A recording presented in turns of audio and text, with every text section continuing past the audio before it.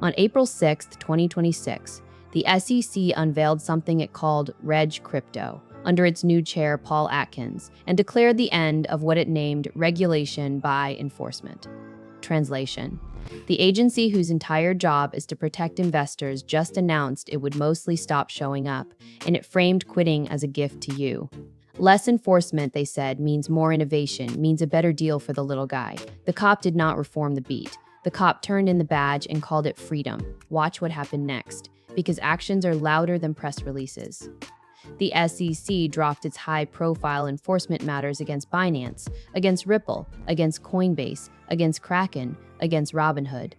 The biggest names in the industry, the ones with active cases hanging over them, all watched those cases simply evaporate, not settled after a fight, dropped. One day, you are the most investigated companies in finance. The next, the file is closed and nobody has to explain anything to anyone. Then came the headline number, the one they want startups to cheer for. Reg Crypto establishes a $75 million safe harbor exemption. Here is what a safe harbor means in plain language. A crypto startup can raise and operate up to that line without the normal rules that protect the people putting money in. $75 million of other people's money with a do whatever you want card stapled to it. On top of that, the vast majority of tokens just got reclassified as non-securities, which means the investor protections that come with being a security simply do not apply. And they made sure it was not a one-time stunt. The SEC removed digital assets from its fiscal 2026 examination priorities entirely. No discrete crypto section at all. Think about what an examination priority is. It is the agency saying, this is where we will be looking this year. By deleting crypto from that list, they did not just drop the old cases. They turned off the headlights for the road ahead. There is no plan to look, which means whatever happens out there now happens with nobody watching on your behalf. Now I have to be fair, because this channel is not in the business of defending the old guard. The SEC was genuinely heavy-handed. Regulation by enforcement, suing people for breaking rules that were never clearly written down anywhere, was a real problem, and it crushed plenty of legitimate builders who were honestly trying to do the right thing.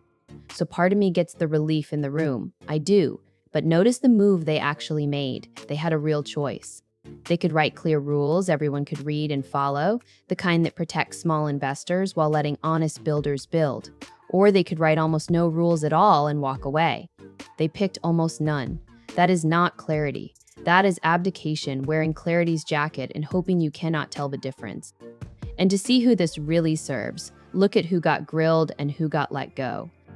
Back in February 2026, Atkins was hauled in and questioned over the enforcement pullback, including the dropped case against Justin Sun and Tron. Ask yourself the simple question. When the biggest players have their cases dropped and the startups get a $75 million pass, who exactly is the one left holding the risk? It is the same person it always is. The ordinary investor who was told this was all being done to protect them. So here is the trap you have to see clearly. When the referee leaves the field, that is not freedom for the players. It is freedom for the strongest players. The big exchanges, the funded startups, the insiders with lawyers on retainer, they thrive in a world with no rules because they can absorb the blow-ups you simply cannot. They have the cushion.